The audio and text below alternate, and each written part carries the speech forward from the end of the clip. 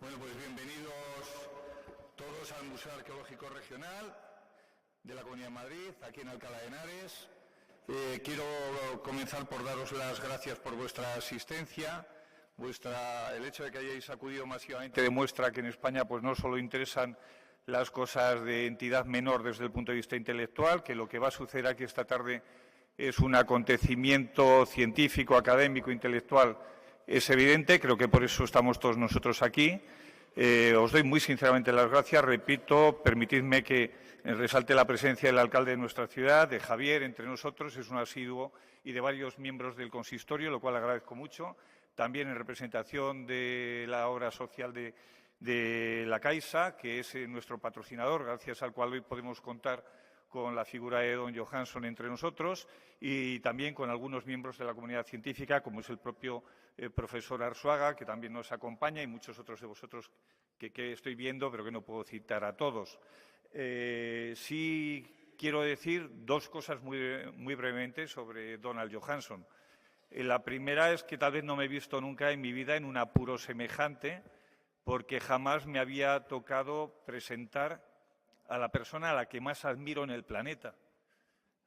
Creo con toda franqueza que desde mi juventud, en que decidí dedicarme a la evolución humana, si algo hubo que impulsó y de manera absolutamente decidida esa voluntad, fue no tanto el descubrimiento de Lucy, del que ahora nos van a hablar extensamente, sino que fue pues, un verdadero acontecimiento, pero hubo todavía algo que multiplicó por mucho, exponencialmente, aquel descubrimiento que fue el primer libro de Donald Johanson sobre Lucy, que se publicó en el 79 y que en España se publicó en el 82. Fue una verdadera revolución. La publicación de ese libro fue una verdadera revolución que disparó las vocaciones en el campo de la paleontología, de la arqueología y de la evolución humana de una manera extraordinaria. Donald Johanson, desde entonces, creo que es la mayor celebridad en el campo de la investigación sobre evolución humana. Creo que Lucy, del que hoy vamos a hablar extensamente, en fin, representó un cambio absolutamente en la imagen social que se tenía de la evolución humana. A partir de los trabajos de Donald Johanson, la sociedad en general, el común de los mortales, empezó a interesarse por los temas que atañían a la evolución de nuestro grupo humano, de los Homo, y principalmente eso hizo que cambiaran muchos paradigmas. Pero él es injustamente conocido por su gran descubrimiento de Lucy, pero además digo injustamente porque tiene muchísimos otros trabajos y muchísimos otros descubrimientos que le han convertido en la celebridad científica y académica que es, y también social. Hay que decir que, bueno, es una persona a la que quieren los fósiles, como comentábamos hoy en el almuerzo, es una persona a la que quiere los fósiles y es un ser querido por los fósiles. Se han acompañado siempre algunos de los mejores fósiles que tenemos en el planeta. Y, por ejemplo, pues yo estoy pensando ahora en OH62, que es uno de los fósiles más importantes que se han descubierto en la garganta de Olduvai y que nos permitió ya en su momento, en el 86 creo recordar, que fue el momento del descubrimiento, cuando nos permitió en ese momento ya conocer lo que es el esqueleto postcraneal de Homo habilis, ¿no? El primer representante del género Homo que tan mal conocíamos hasta esa fecha. Bien, pues todo eso se debe en muy buena medida a los descubrimientos de Donald Johanson. Él es una persona formada en Chicago, con uno de sus profesores y mentores en ese momento fue Francis Clark Howell, un grandísimo paleoantropólogo que tanto tuvo que ver con la ciencia en España, porque trabajó muchos años en Torralba y sobre todo en Ambrona, pero que fue líder inicial a partir del año 68 en la operación en el río Omo, en Etiopía. Fue de los primeros investigadores en trabajar allí y a partir del 70, ya con la incorporación de un joven Donald Johanson y de otros grandes investigadores, se produce realmente la emergencia de ese proyecto que tanto cambió las líneas directrices de la evolución humana. En el Middle Aguas, en la región de los Safar, es donde se han producido desde entonces algunos de los más importantes descubrimientos en la evolución humana y confío y deseo fervientemente en que hoy nos hable don Johanson de todas estas cosas. No solo os diré que es una gran celebridad, celebrity que dicen ahora en el campo de la evolución humana, sino que sobre todo es una persona extraordinariamente afable, cordial y muy generosa. lo cual no siempre se lleva en este gremio nuestro. Y yo de esto quiero dejar hoy testimonio y agradecérselo muy sinceramente. Es la primera vez que contamos con la presencia de Donald Johanson para dictar una conferencia en España. Pasado mañana lo hará también en Barcelona, en Cosmocaixa, y yo quiero dejar testimonio de que hoy es un día de una excepcional importancia en la historia de este museo. Muchas gracias.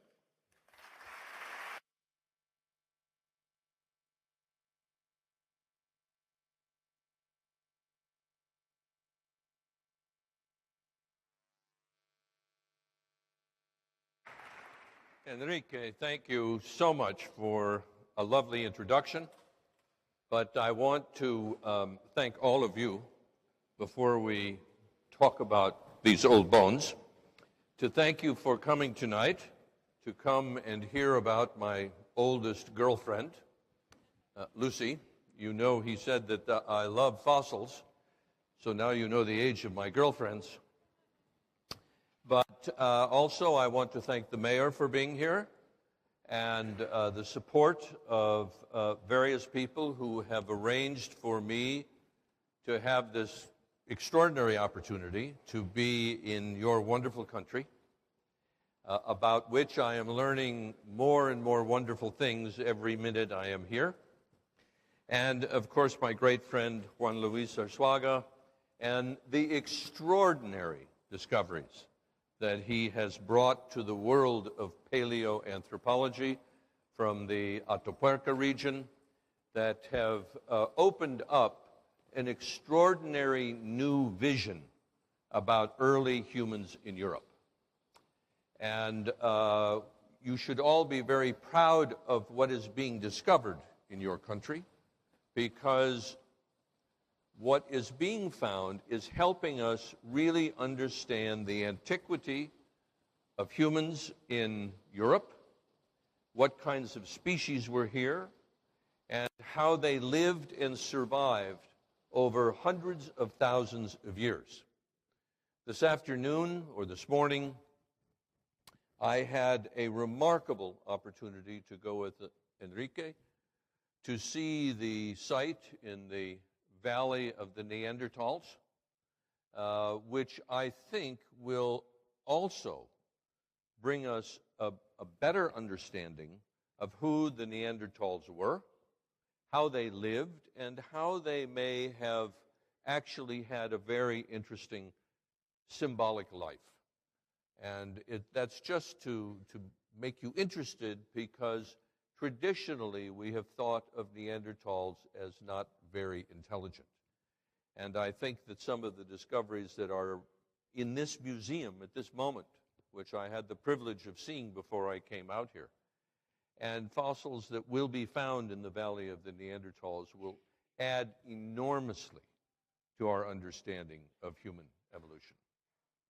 I must say that I have had such a warm feeling arriving here just yesterday. I feel like I've been here most of my life, because everyone has been so nice and welcoming to me.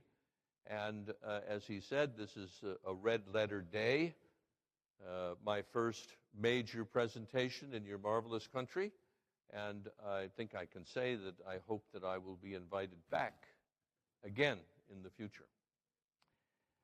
I have had a very rewarding life, extraordinarily rewarding life, because I have been able to participate and try to answer the question that every one of us in this room has asked. Maybe the first question you ever asked your parents: where did I come from?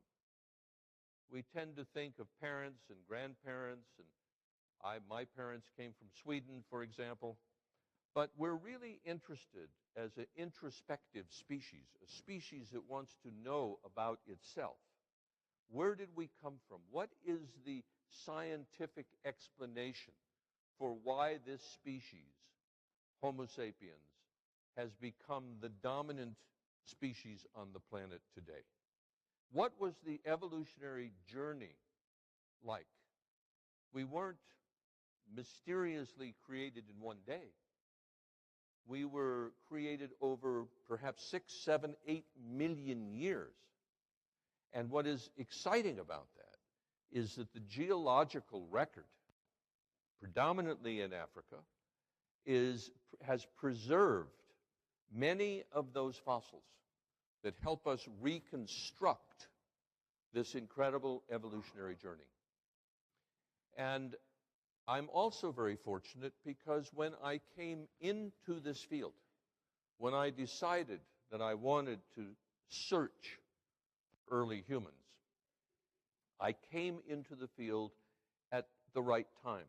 Historically, Enrique and I talked today, driving back and forth between the Valley of Neanderthals and Madrid, about how history and the political world and so on of scientific discovery is so important to understand completely why things happened at particular times.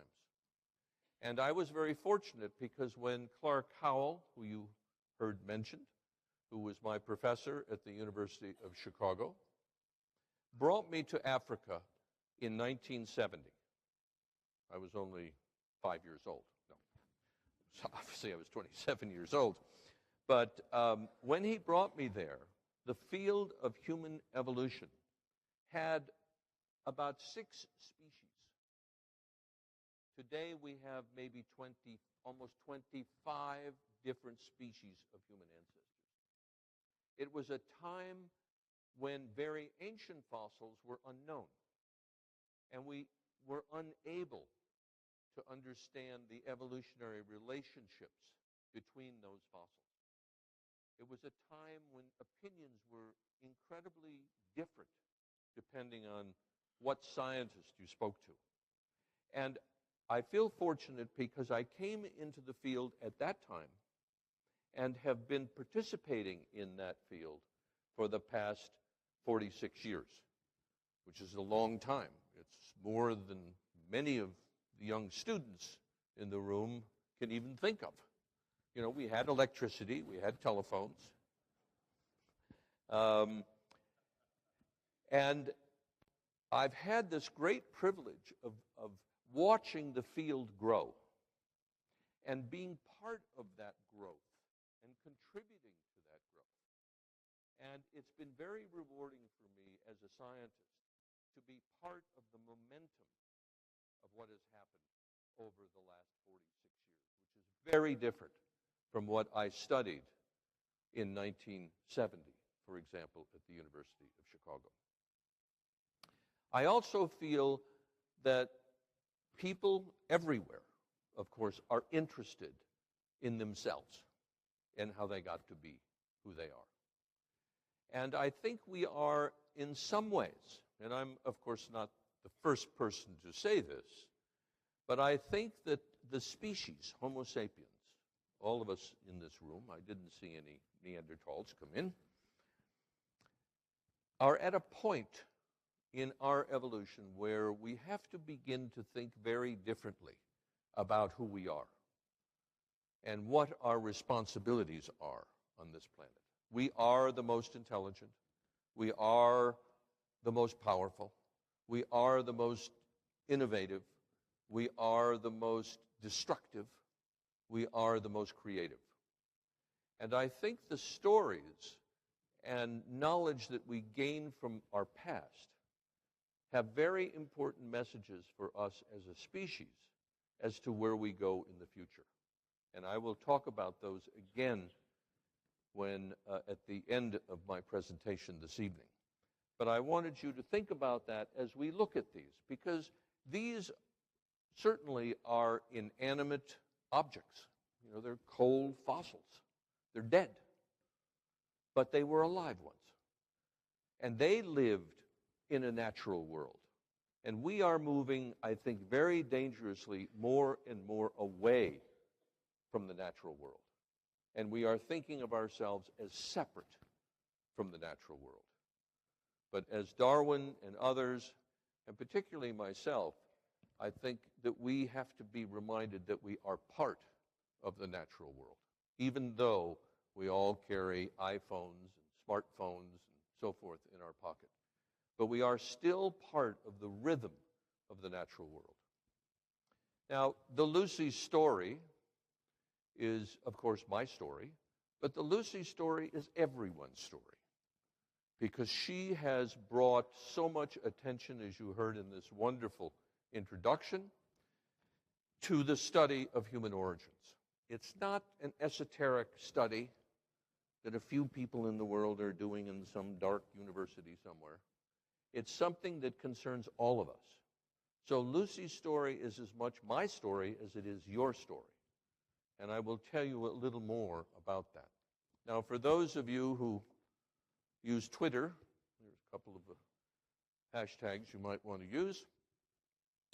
But over the last, maybe we can we bring these lights down a little bit? Is that possible? We have a pretty good picture of the last 6 million years or so. We know 6 million years ago, our ancestors had small brains and big faces, like African apes. That's good. Yeah.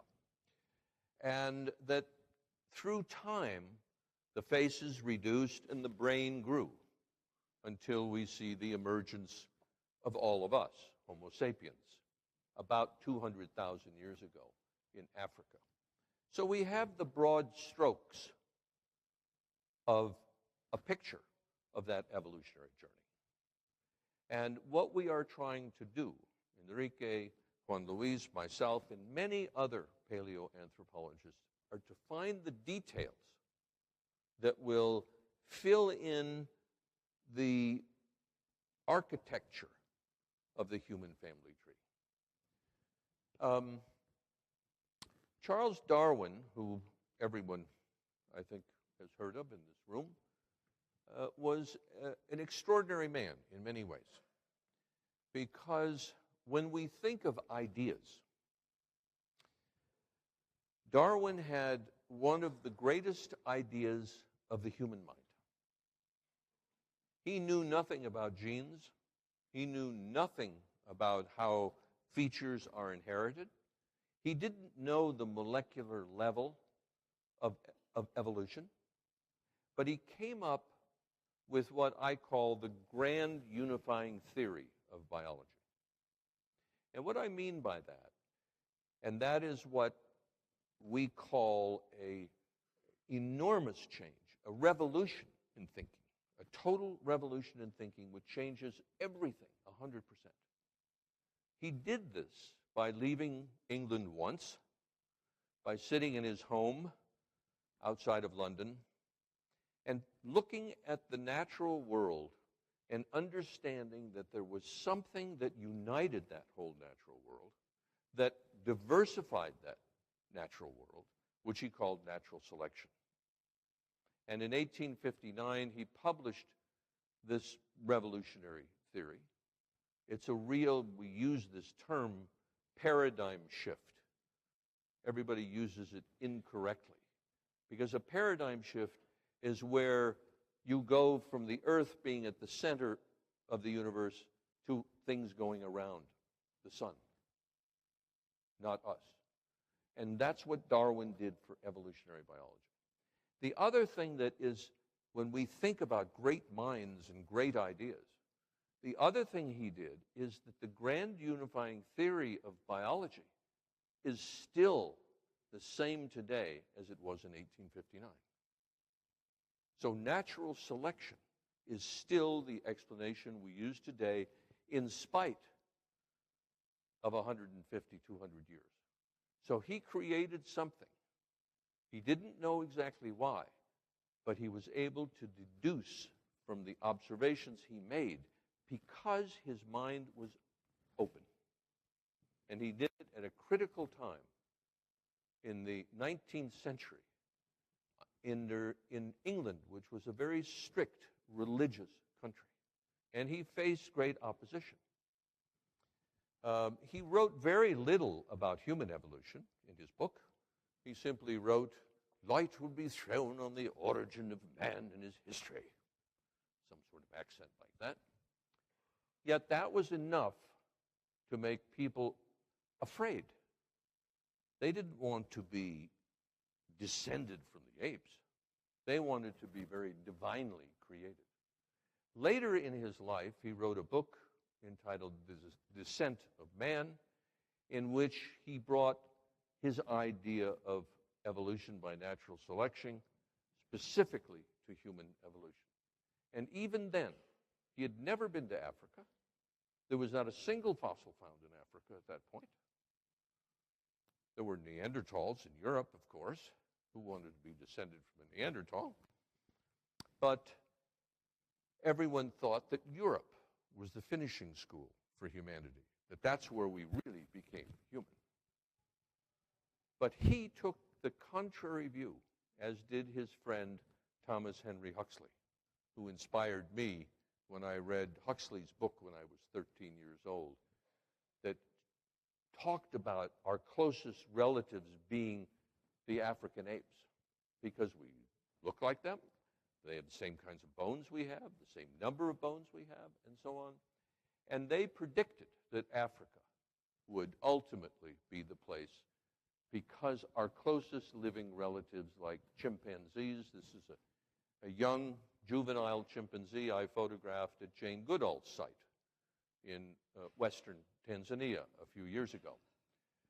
So Huxley and Darwin knew that we looked like them, that we had the same number of teeth, very similar teeth, same kinds of bones, the same number of bones. And we know from Jane Goodall's work that chimpanzees act a lot like humans, or humans act a lot like chimpanzees. I'm sure you've seen some of your friends on Friday night when they've had too much to drink or whatever, who may be acting sort of ape-like. We have somebody running for president in the United States who is very ape-like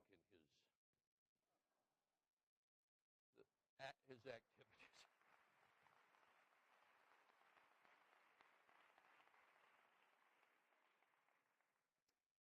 And, of course, the genetics of chimpanzees and the genetics of humans have been done, and we are about 99% identical. So there's no question today that these two creatures had a common ancestor somewhere in the deep past. This, to me, as a teenager, as a 13-year-old boy, was the most exciting thing that I'd ever read. And I went to my mentor at that time, who gave me this book to read, and I said, this is what I would really like to do. I would like to help understand the evolutionary journey of how we came to be. And of course, I knew that meant going to Africa. And discoveries had been made in 1924 by Raymond Dart of Australopithecus africanus, the tong baby. The famous Leakey family had been making discoveries at Olduvai Gorge. In 1959, they found a beautiful skull that really sparked interest in many different scientists, including my mentor, Clark Howell. And Africa is one of those very old continents that's been very much like you see it today for a very long time. It's been a great place of stability. But at the same time, it was a great place of opportunity. Because unlike Europe and Asia, which are from east to west, this is from north to south. You go from deserts in the north to tropical rainforests to deserts in the south. And natural selection was working in different ways in different parts of that country, that continent. And there were apes. There were many kinds of apes. There were probably hundreds of species of apes. Like today, there are 100 species of monkeys or something. And almost all of them died out. If you look at the trend of evolution from 40 million years ago, 30 million years ago in Africa, they all died out, except for the chimpanzee, the bonobo, and gorillas, and the naked ape, the upright ape, us. So this poses for us a whole series of very interesting questions about how did this environmental diversity and instability over time create who we are today. That's the ultimate question that we all want to try to answer.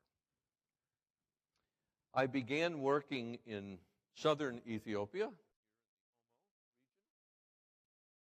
in 1970. That was one of the most exciting years of my life. I was a student living in Chicago, and I was invited to go to this place that I had only read about and heard about. And I will never forget getting into a small airplane in Nairobi. I had just arrived from Berlin to Nairobi. And my professor, Clark Howell, was in Nairobi at that time. And we were in this single-engine airplane, and we were flying up to Ethiopia, up the Great Rift Valley, up through past Lake Turkana, and we landed here in a desolate, almost forgotten southwestern corner of Ethiopia in the Great Rift Valley. And my first night, as you can imagine, sleeping in a tent and listening to the hyenas, I was in Africa. And it was exhilarating. It was the most exciting moment for me to think, I am in Africa. And my career started there. I never found a human fossil. I thought you would just go out and you would say, aha, but they're very, very hard to find. Then I was in Paris because there was a French group of scientists, and I met a geologist one night at a party, a Frenchman, and he was very excited. He said, we have the fossil in the affaire. C'est vraiment quelque chose, you know. He says, you think you have the fossil in the Homo, huh? No. So he invited me to go to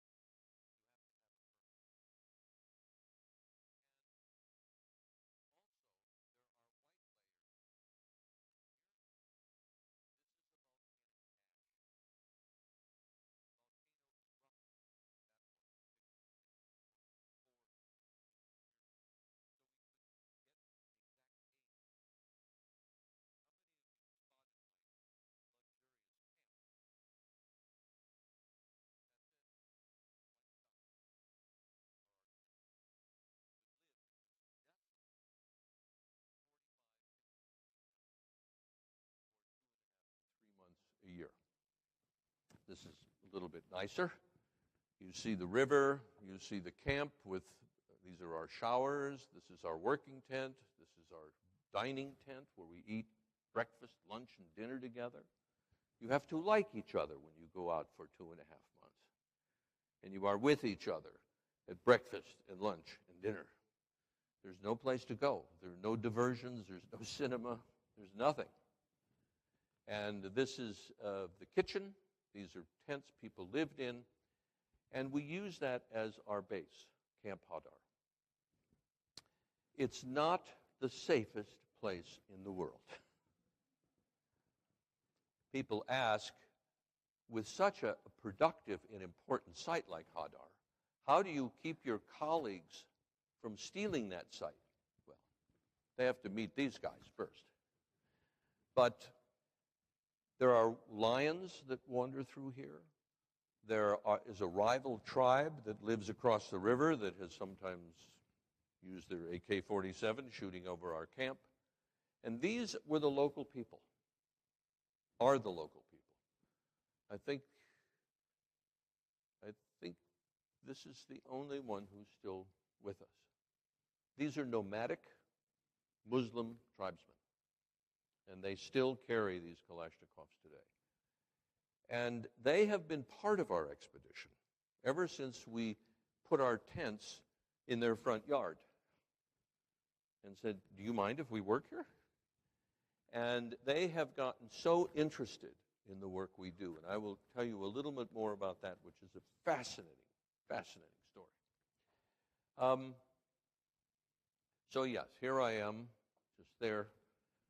And I would not be here today if it was not for hundreds of people who have worked on this expedition since 1973, right on up to 2 years ago, and we're planning to go back next year. But you have a wide array of geologists, paleontologists, people who study fossil pollen grains from plants that fossilize also. You have people who are experts in dating the rocks. You have people who specialize in fossil pigs. Yeah, some people do that. Other people who are specialists of antelopes or whatever. And we all share a common fascination with this question of who are we, where did we come from? And it's because of the incredible ingenuity and dedication of these people that I can tell you what I'm telling you this evening. Now, of course, we have electricity because we have solar panels. And here you see some of the people just after dinner sitting and talking, and some geologists working in the tent, full moon at night. When I first began there, I always say it was much more romantic. You know, we had little kerosene lamps. We didn't have iPhones. We didn't have email. You waited for the mail to come. You'd write a letter to someone, and maybe a month later you would get an answer. Now it takes, what, 2 seconds? But once you are there, and once you are living there, and once you establish your connection to that land and to the unbelievably beautiful African sky, you don't want to leave. You don't want to come home. You stop reading the newspapers that people bring in. You stop listening to the BBC on your little radio. You are so happy being in what we would really call civilization. So here is one of these beautiful fossils. This is an elephant foot that's eroding out of a geological stratum where it died, in this case, 3.2 million years ago. And it's pretty complete. As you can see, it has the toe bones and the ankle bones and so on. People always say, how do we find these fossils? Well, the only way to do it at these kinds of sites is to walk and look and look and walk and walk and look. So you have people surveying here, hoping to find something before the next rain comes and washes them away forever. a team like this last month, right? No, earlier this month. No, last month, September, right? This is Zorai Alamseged, who is a paleoanthropologist, an Ethiopian, one of the first ever to lead his own expedition in his own country. He found a complete baby skull, but he was training with us. And they might spend, 3 days in that little basin, just looking and walking and looking and walking. And there's no magic way to find these things. Sometimes it begins with the discovery of a simple molar tooth like that. You see a team here which is screening the loose sediments. That tooth was found here. This is Bill Kimball down here, director of the institute where I work in Arizona, and a geologist up here and a team looking for other pieces. This resulted in a complete face of elusive species. And it took one person, after looking for days in this area, to find one molar that added an important understanding of what Australopithecus looked like. This is the well-known site of where Lucy was found. Where you see people here was where the first piece was discovered, where I found the first piece of bone. It was a Sunday morning on November 24, 1974. It's interesting, Darwin's Origin of Species was published on November 24 in 1859. And I was out with one of my students because we had to mark some fossils that had been found. And we didn't find very much. We walked here, not a very big area, maybe twice the size of this beautiful room. And we found a piece of antelope and a little piece of baboon jaw with a couple of teeth in it. And we're walking.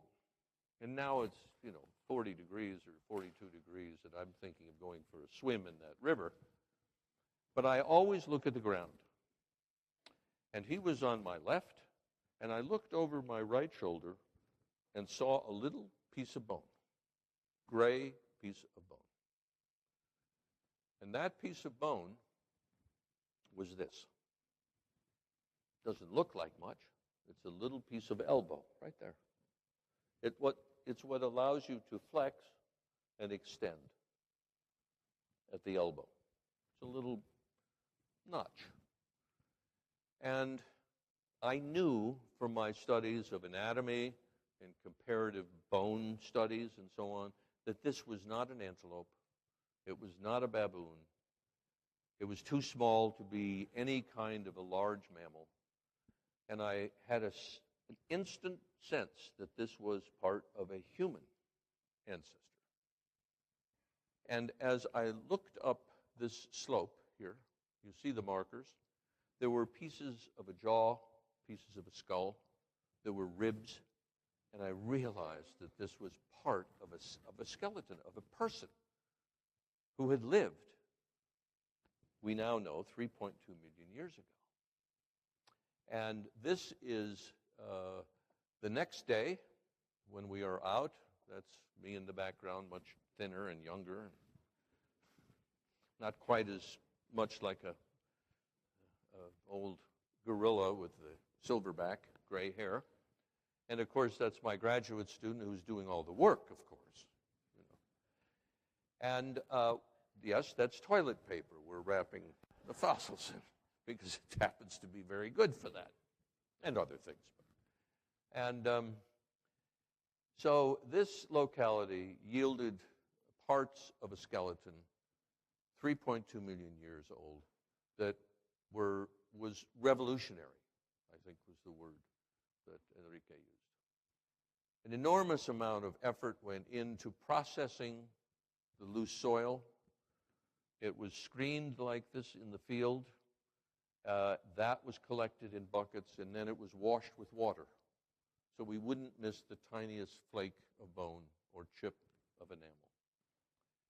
And this is Maurice Taïeb, he's a wild Frenchman, who had the idea to go to this terra incognita to do geology, and who recognized these fossil bones and brought them to various people's attention, and particularly mine. And it's the first time when we were beginning to assemble. You can tell this is 1970s. Look at the sideburns here. Long sideburns. The time of the Beatles, of course, and lots of other wonderful things. And it was the first time we began to take this person, who happened to be named Lucy, not because we knew what her name was, but because somebody on my expedition, I had a girlfriend, and her name was Pamela, so we didn't call her Pamela, but the song, Lucy in the Sky with Diamonds, was playing in our camp when we were celebrating. And Pamela said, "Why don't you call her Lucy?" I said, "I'm a scientist. I don't give cute names to my fossils." And it was too late. Because as soon as the word was uttered, said out loud, she became Lucy. You couldn't change it. The next morning at breakfast, are we going back to find more of Lucy's skull? Are you going to the Lucy site? How old do you think Lucy was when she died? You could not put it back into the lamp. Once the genie was out, once the name was there, it could not be changed. And Maurice and I were just putting the skeleton together. And what an enormous reward for, of course, personally, it changed my life. This was a defining moment. When I think back, this was the defining moment of my life. I was 31 years old. I had just gotten my PhD at the University of Chicago and told my professors, I'm going to Africa to find something. And I did. But Maurice, who in his generosity to include other people on his expedition, this was a reward of his great generosity. This is, of course, a very familiar picture, especially to Professor Arsuaga's students. Where are you? Are you here somewhere? Ah, you're going to get good grades. You know those students? They're here. The other people are not. But this is roughly 40% of a skeleton. It's 3.2 million years old.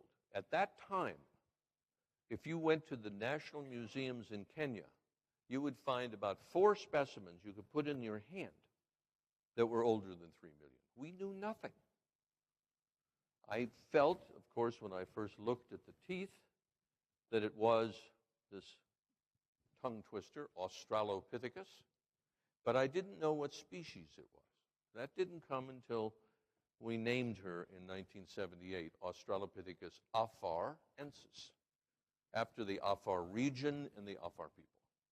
It's extraordinary to have upper and lower limbs, that these are very relatively short lower limbs. These are relatively long upper limbs, probably reflecting the time her ancestors spent in the trees. And long before natural selection lengthened our lower limbs, making a long lever arm for locomotion, making it more efficient. You use less energy. We have a strange mode of locomotion because if you think about it, no other mammal walks on 2 legs. No other mammal slips and falls, right? Your family dog has 4 legs. He's smart. We only have 2. So it's a very unique and strange mode of locomotion, of getting around. But obviously, with 7 billion people, it was pretty successful, apparently.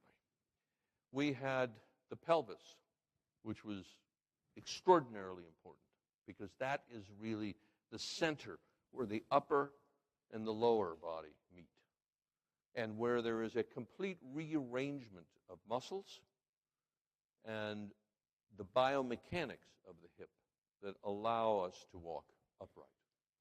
Unfortunately, we only had fragments of the skull, which were washed away, enough to reconstruct the size of the brain, about the size of a big orange, very small, 380, 400 cubic centimeters, about the size of a chimpanzee, and many other details. And Professor Aswaga wanted me to mention this sort of angle at the knee, where the femur comes up like that, the bicondylar angle that tells you immediately that she was upright and bipedal.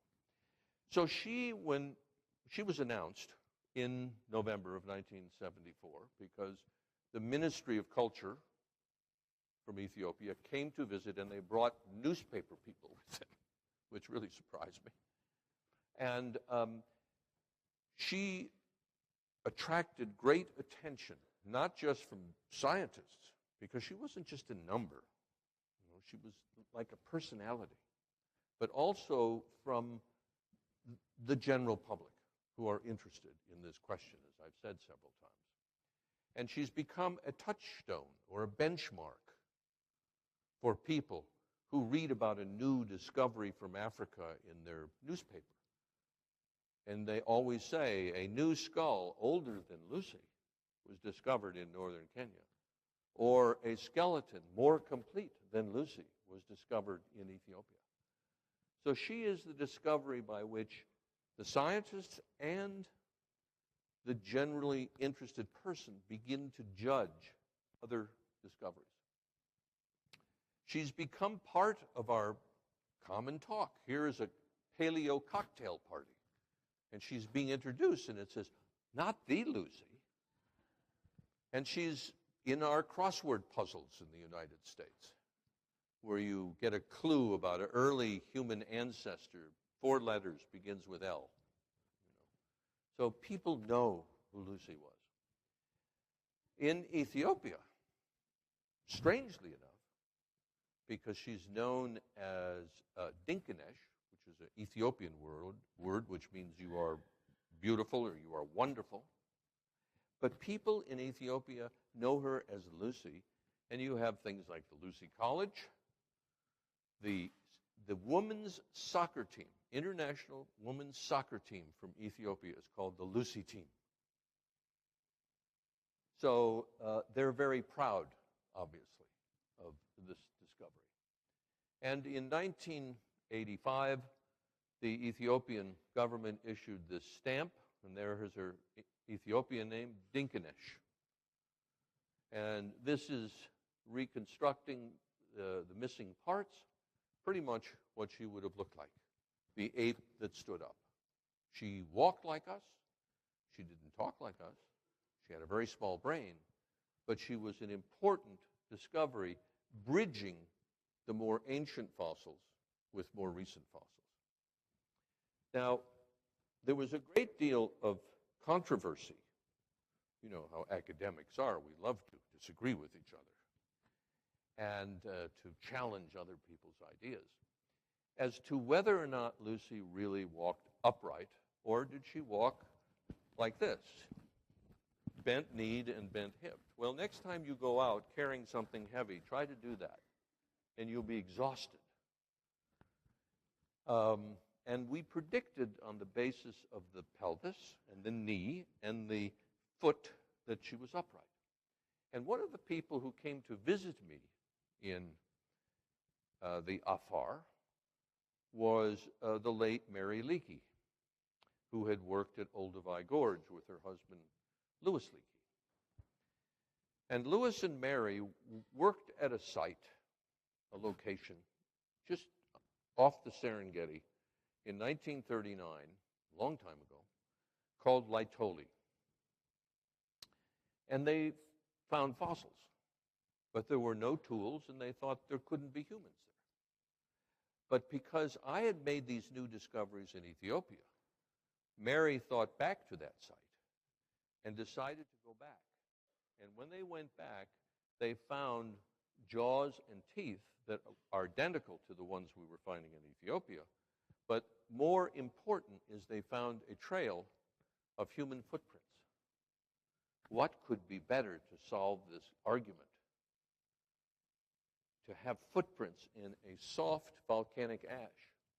There was a volcanic eruption, and the Ash came down like snow, and these animals, including elephants, giraffes, rhinos, antelopes, etc., walked and left their footprints. And the volcanic ash was wet because it was raining. How do we know it was raining? Because we can see the raindrops. And then then the sun came out, and it dried this like concrete or cement or plaster of Paris. And there was another eruption, and it preserved these for 3.6 million years. So we know that Lucy's relatives were walking here. What did their footprints look like? They looked exactly like the footprint that you and I leave when we walk on the beach in our bare feet. There's the big toe. These are the lateral toes. This is the arch of the foot and the strong strike of the heel. So this is one of the great wonders of the paleontological world you're looking at, these footprints. Well, Lucy was certainly not alone. I've just finished writing an article to be published next year. We now have over 400 specimens from her species, many more than you see in this picture, many more. We also have complete skulls of a male and female. We know that males were much larger than females, that there was a lot of what we call sexual dimorphism, and that males were significantly larger than females for a number of reasons. And there are many new discoveries which have not even been published by other teams. And what is important about this is that we have a record of a fossil species over 800,000 years of time in Tanzania, Kenya, Ethiopia primarily, and perhaps also in North Central Africa and Chad. So this was a long-lived species. We've been here 200,000 years as probably who we are today, maybe only about 100 or 150,000 years. Yet Lucy's species lived for 800,000 years and went extinct there also, I think. This is a complete female skull of her species, so we know now pretty much what they look like. And you have in your country one of the greatest reconstructionists, Maurizio Anton, who will be with us in Barcelona, and I'm sure that many of you in the audience have seen his reconstructions. I met him for the very first time recently in Tbilisi, Georgia, and he reconstructed what Lucy looked like holding the baby that was found by this Ethiopian scholar. And they look very ape-like, which is true. But they were already launched in a direction that would give rise to all of us today. They lived undoubtedly, this is Jay Maternus, who's another wonderful paleo artist. And they lived in groups. They were probably living in more forested areas rather than open areas. They were primarily vegetarians. They ate, I think, to a large extent, fruits, but they also ate things like termites and ants and turtle eggs, crocodile eggs, and so on, birds' eggs. And when I published or announced Lucy as a new species, Australopithecus afarensis, in May of 1978, it generated a huge discussion about where does this species place on the family tree. And here is afarensis between 3 and roughly 3.8 million years. And I'm not going to go into the details, but I published several articles myself and with colleague Tim White at Berkeley, and we hypothesized that this was an ancient species of human, generalized, that would possibly have given rise to later Australopithecus. This is like the kind of skull that was found at Olduvai by Mary Leakey in 1959, and also to the human genus, Homo. And when I presented that paper in Sweden, there was great controversy because there was 1.2 million years between this and these. And they said, you have no evidence. And I said, I know I don't have any evidence, but I think that this is one good hypothesis. That's the important thing about a theory, like evolutionary theory, is that it makes predictions, and those predictions will be proven right or wrong with new discoveries. Okay? So what happened?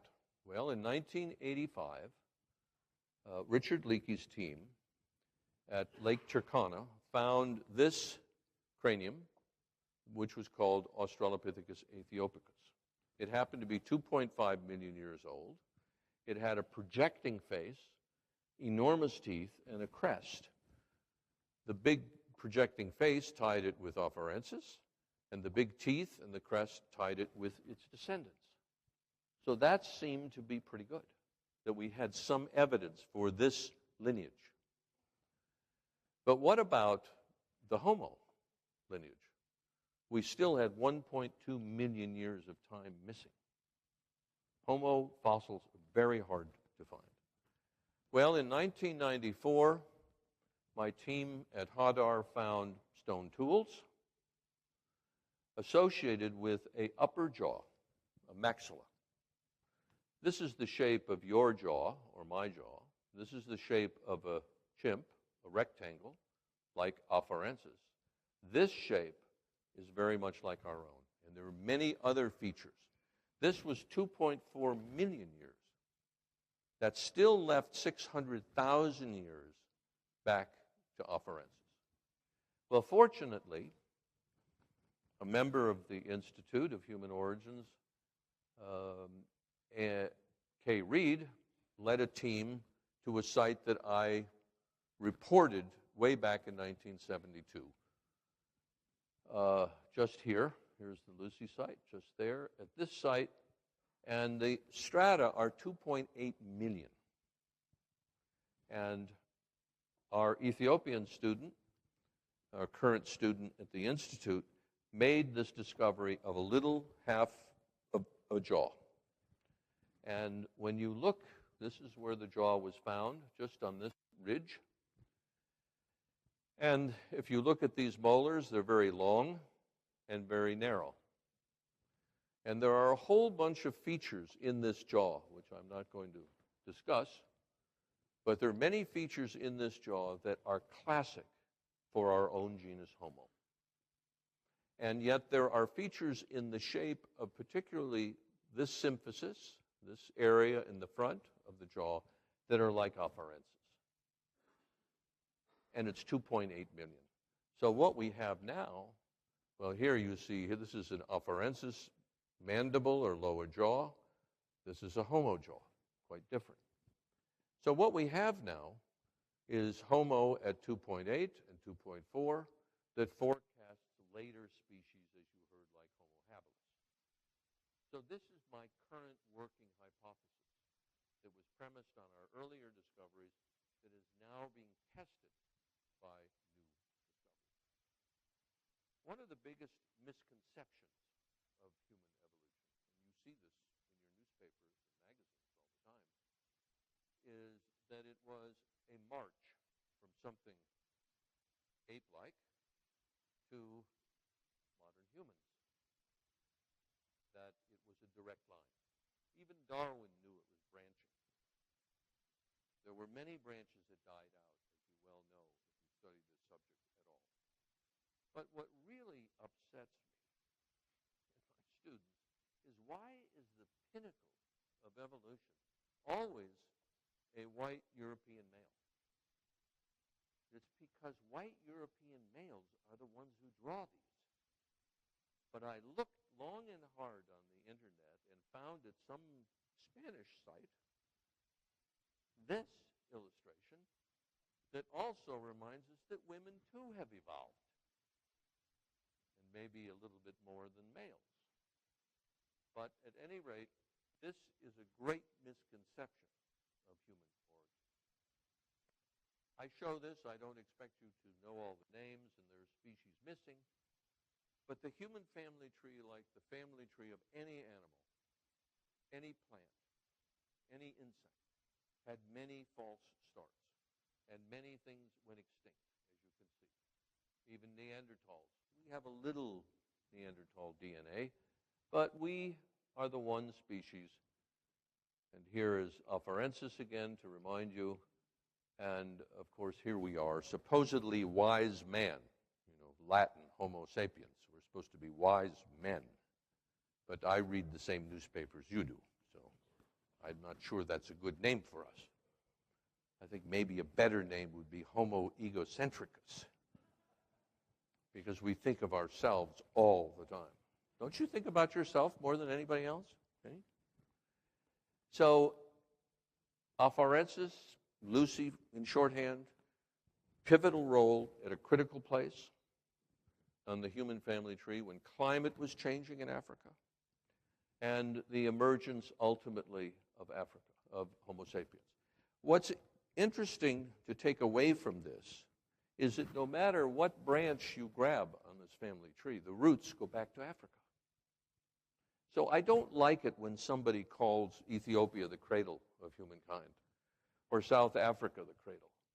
Africa was the crucible of humankind. That's where natural selection created us as we are today. Ethiopia has been extraordinary because we have a fossil record from 6 million years right on up to the emergence of Homo sapiens.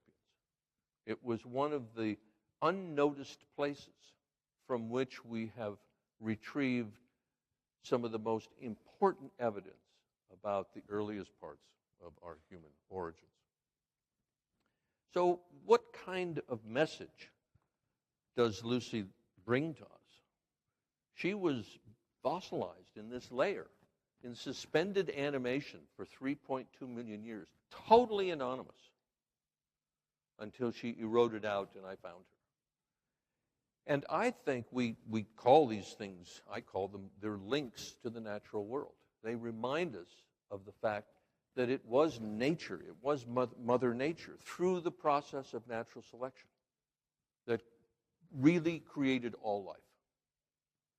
And that when we make discoveries like these, they link us back to a time when we were deeply embedded in the natural world. We think today, and it was a big argument I had when I guess I was 20 years old in an anthropology class, and we had a textbook written by a fellow named Kroeber, and he called humans super organic, above nature. And I said, we can't be super organic. You cannot have 6 million years, I didn't know it was that long, but you can't have all of this evolution and then just step out of nature. We know today, from the way that we are mistreating this planet, that things are happening. This is not some mad scientist saying there's global warming. You talk to people in the Maldives who walk out one day and half their beaches disappeared because the oceans are rising. You talk to people who can no longer grow crops, and so forth and so on. That what we have done to this planet has been largely destructive. We have taken so much from this planet, and it's time that this species begin to think, as I said earlier, that we stop thinking as if we have another place to move to. There's no other place to move to. We barely can make it to Mars. Take forever to have something to live on the moon, for example. This is where we have to be. This is where we live. And it's not going to be very nice unless we start reinventing a reverence for the natural world and start taking the responsibilities that we have responsibly and look after our planet so that we as Homo sapiens, instead of being Homo egocentricus or Homo destructiveness, that we make plans and make the right choices so that we as a species will leave descendants our children and grandchildren and so on, who will look back on their ancestry. And it's time that this species begin to understand that it is really our responsibility. We are not at the top of the pyramid of life. We are in the middle of that pyramid. And whenever we disturb the natural world around us, it will come back to disturb us. It's a very important message. Thank you very much.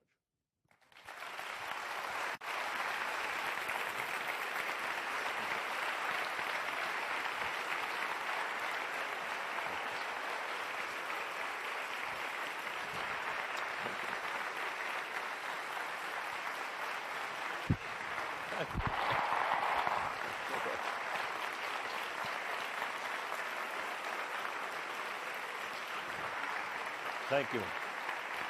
Thank you. Do you want to? Okay. Thank you. Thank you so much.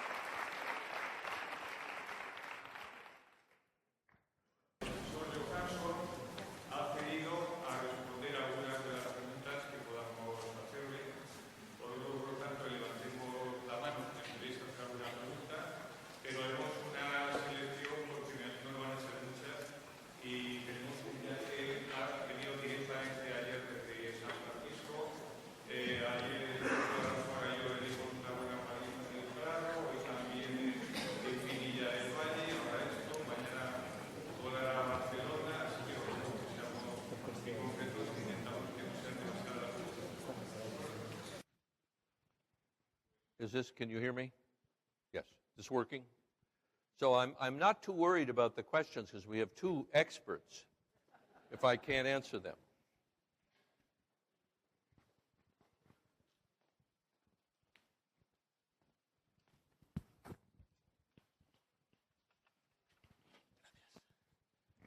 Bueno, lo digo en español, ¿no? Vale. ¿Qué opinas sobre el descubrimiento reciente relativamente del Homo floresienticus o algo así, que ha trastocado un poco la cadena evolutiva que se pensaba sobre el Homo y que no está muy claro hoy en día sobre qué es, de qué ha evolucionado y todo eso? We have a wonderful translator, I think. Are you going to I don't have my machine on, yes. Sorry, Alex.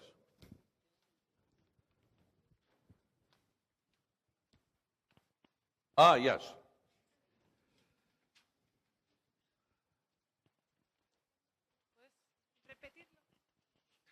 All right. Thank you. No, technology is complicated. ¿Cuál es su opinión sobre el descubrimiento relativamente reciente del Homo floresienticus que ha trastocado un poco la cadena evolutiva y que no está muy claro de dónde viene, ni de qué ha evolucionado, ni nada? Que es un poco, por así decirlo, un paso intermedio como me atrevo a decir que un poco como fue Lucy en el momento que no se sabía muy bien dónde venía.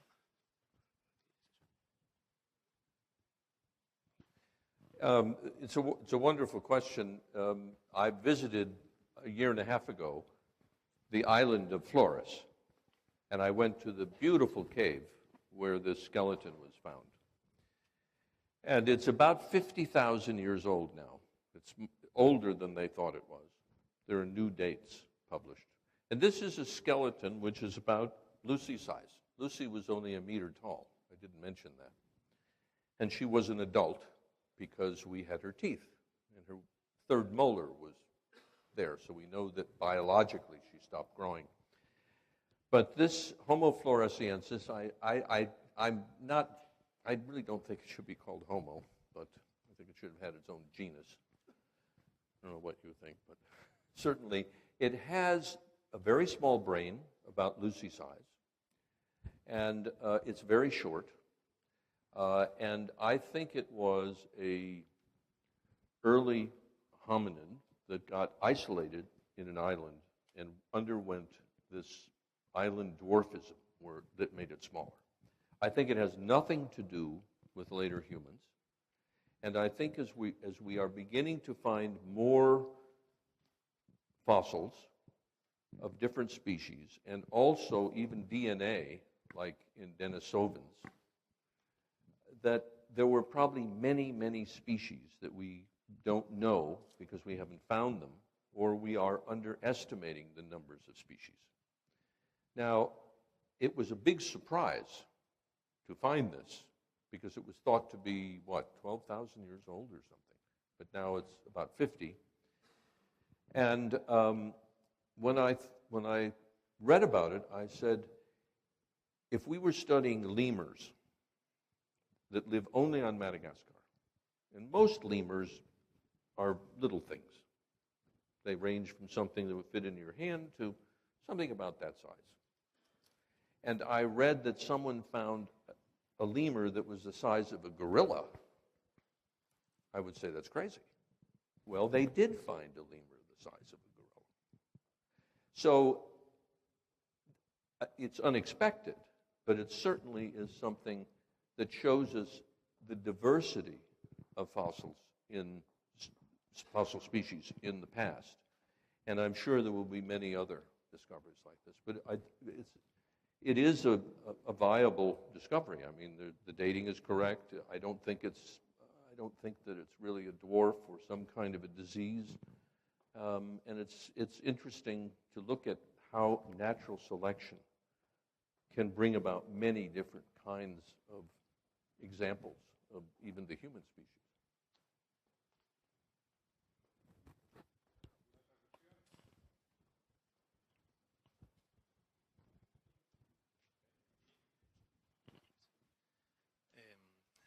Bueno, mi pregunta es para crear un poco de polémica entre investigadores. Es por interesarme su opinión sobre el homo antecesor de Atapuerca. ¿Qué le parece la situación dentro de la genealogía humana? Y si está de acuerdo o en desacuerdo con alguna de las posturas que tienen los investigadores españoles, porque en algunos árboles genealógicos le veo aparecer, en otros no. Bueno, se trata un poco de esto, nada más. Well, we don't have a lot of specimens of Homo antecessor, but in my opinion, it is clearly a different species and should be on our family trees. I believe it was on my family tree. So I think that what is being found in Atapuerca, as you go deeper, is the documentation that earlier species than we ever thought got to Europe and gave rise to later things.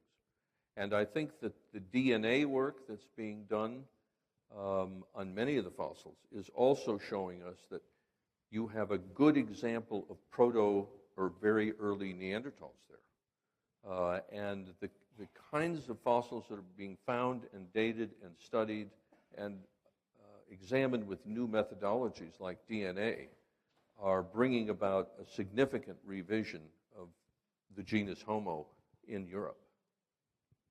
My question is about from the time you found Lucy to nowadays, all those fossils have been found in those days. They fit in your main idea about evolution, or they make you change about your primary idea of this evolution?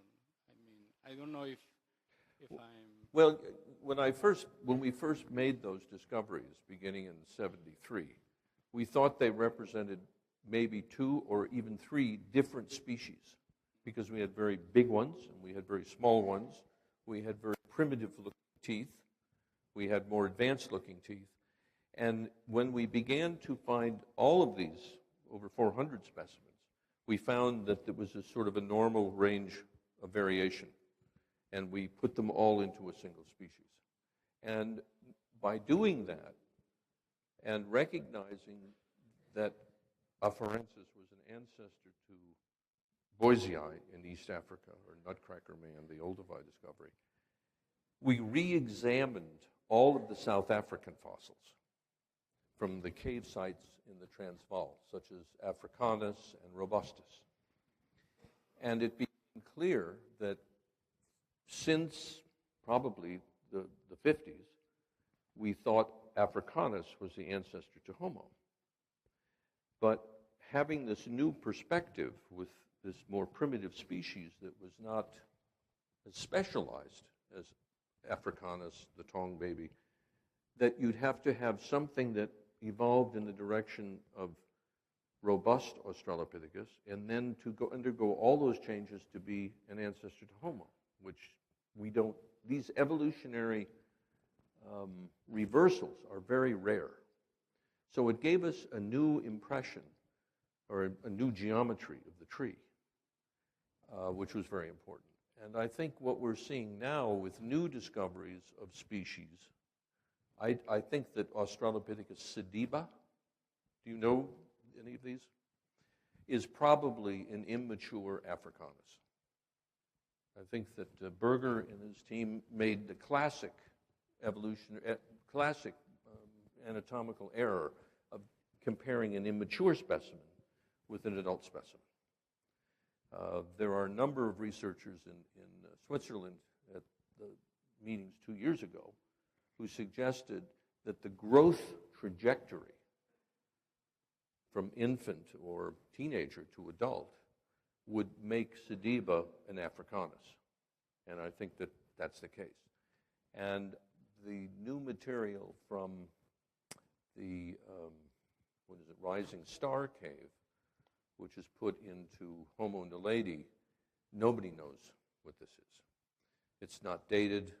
It's going to have to be very, very old, older than 3 million if it's an ancestor to Homo.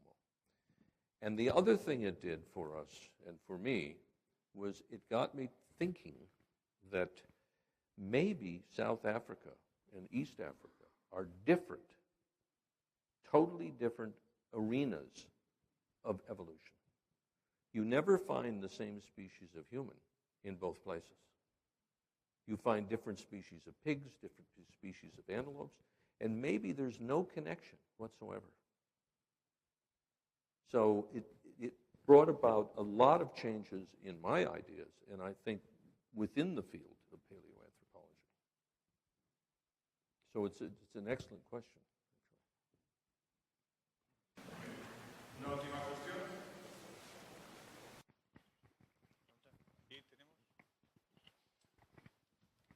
Before everybody leaves, I just want to thank you so much for coming tonight and being here.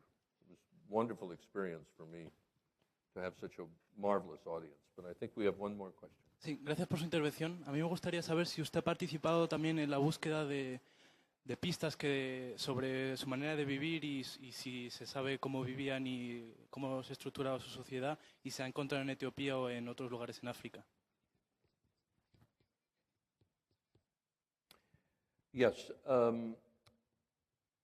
These creatures, Australopithecus afarensis, are all really, as far as we can tell, there's a possibility there may have used some natural rocks, but they're really pre-cultural animals.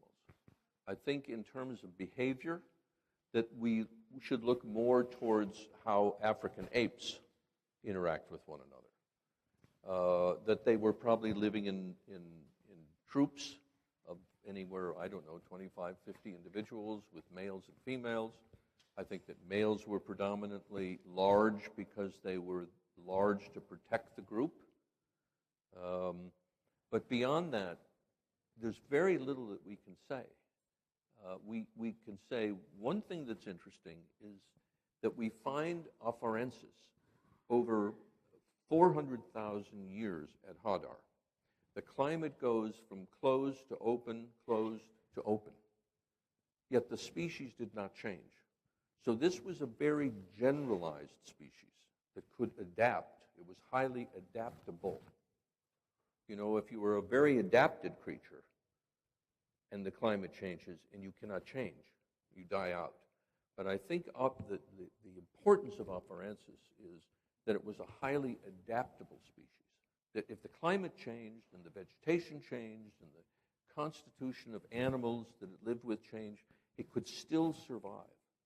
But once you get to a specialized, very specialized form of Australopithecus, like Boisei or Robustus, when they received competition for food and territory because of climate change, they could not make that change and they died out.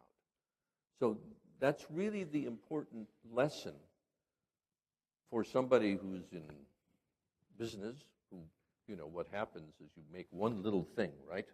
And then somebody in China makes it for 5 cents. And you can't change you're too specialized. Your company goes, obviously, bankrupt. Well, that's the important thing about the human species sitting here tonight. We are very adaptable species. And today we do it through cultural change, essentially, rather than genetic change. You know, if the glaciers come back to Northern Europe, people aren't going to start growing hair. They're just going to turn the heat up and wear more clothes. So I think, but it is important as we as individuals think about the world, that we have to teach our younger individuals to be adaptable. And that's why problem solving is so important. So I think it's an important lesson that Afarensis was highly adaptable, and these other species were much too narrowly adapted and faced extinction. So I thank you again. Thank you very much.